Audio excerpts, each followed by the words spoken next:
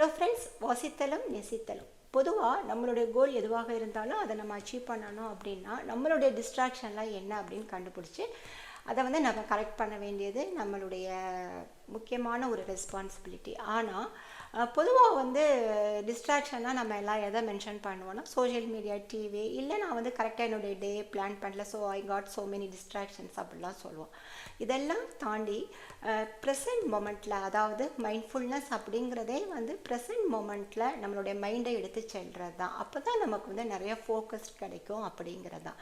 இது ஒரு toughest task தான். ஏன்னா நம்ம எல்லோருமே பழைய விஷயங்கள் இல்லாட்டினா ஃப்யூச்சர் பற்றி நிறையா விஷயங்கள் நம்மளுடைய மைண்டில் சர்க்குலேட் ஆகிக்கிட்டே தான் இருக்கும். ஸோ இதை எவ்வளோக்கு எவ்வளவு நம்ம ப்ராக்டிஸ் பண்ணுறோம் அப்படிங்கிறது ரொம்ப முக்கியமானது. ஸோ இந்த ப்ரெசன்ட் மொமெண்ட்டில் ஒருத்தன் ஃபோக்கஸ்டாக இருந்தால் அவன் எவ்வளோ ஒரு சக்ஸஸ்ஃபுல் பர்சனாக மாற முடியும் அப்படிங்கிறத திரு இறையன்பு அவர்கள் உன்னை அறிந்தால் அப்படிங்கிற புத்தகத்தில் ஒரு கதையின் மூலமாக நமக்கு சொல்கிறாங்க. வாங்க என்னென்னு வாசிக்கலாம்.